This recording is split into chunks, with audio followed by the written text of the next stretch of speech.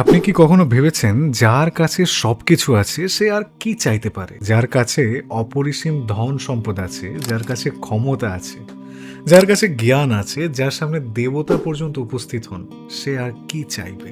আর যদি আমি বলি সেই মানুষটি ছিলেন রাবণ।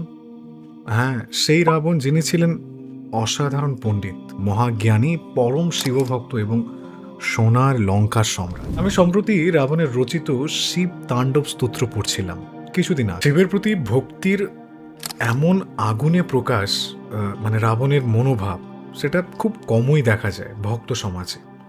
কিন্তু পুরো স্তোত্র পড়তে পড়তে হঠাৎ একটি শ্লোকে এসে আমি পুরোপুরিভাবে থেমে গেছিলাম। আমার মনে হয় আপনারাও সেই শ্লোক সম্পর্কে জানেন, কারণ আমি যা পড়েছিলাম তা এক মুহূর্তের জন্য আমাকে পূর্ণরূপে স্তব্ধ করে দিয়েছিল।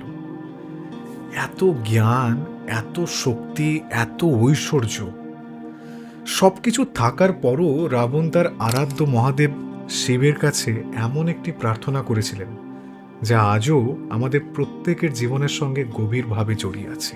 জানেন আপনি সেই প্রার্থনাটি কি? যে শ্লোকটা সত্যিকার অর্থেই আমাকে ভাবিয়েছে, সেই শ্লোকের দুটো লাইন না বললেই নয়। কদা নীলিম্প নির্ঝরি নিকুঞ্জ কটরে বসনা, বিমুক্ত দুর্মতি সদা শিরস্থমঞ্জলিং বাহানা।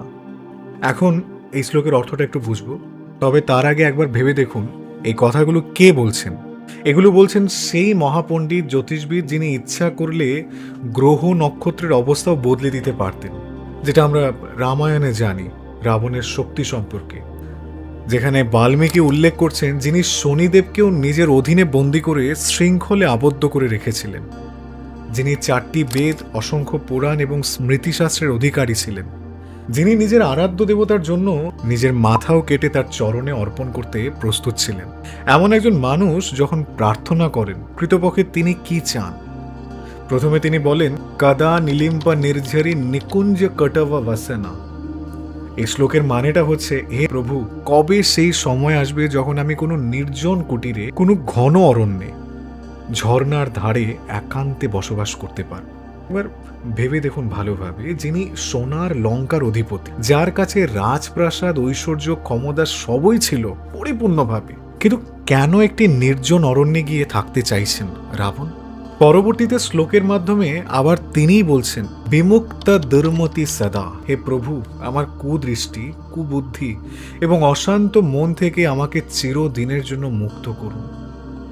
আমি আমার নিজের মন থেকেই মুক্তি চাই। কি আশ্চর্য প্রার্থনা, তাই না?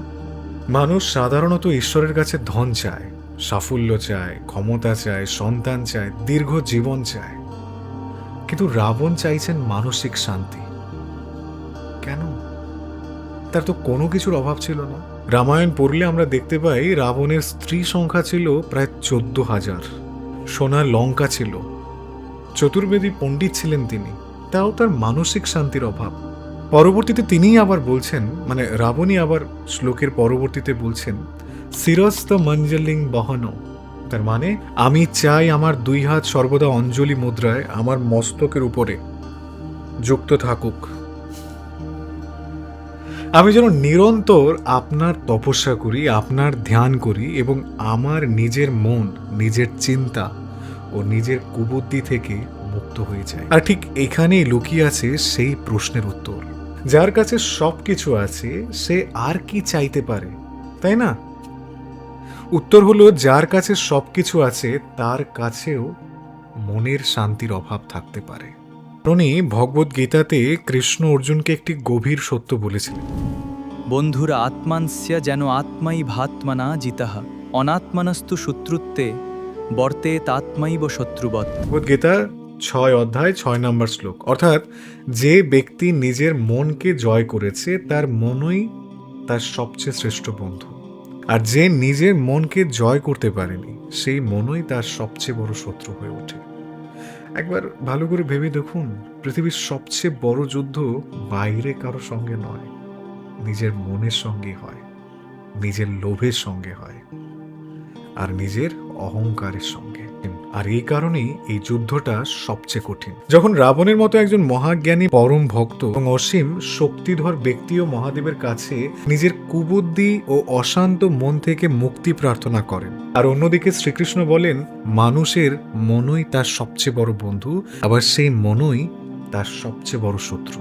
তখন বুঝতে অসুবিধা হয় না, মানুষের জীবনের সবচেয়ে বড় বিজয় বাইরের পৃথিবীকে জয় করা নয়, সবচেয়ে বড় বিজয় নিজের মনকে জয় করা।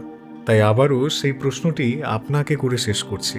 আপনি কি কখনো ভেবেছেন, যার কাছে সবকিছু আছে সে আসলে আর কি চাইতে পারে?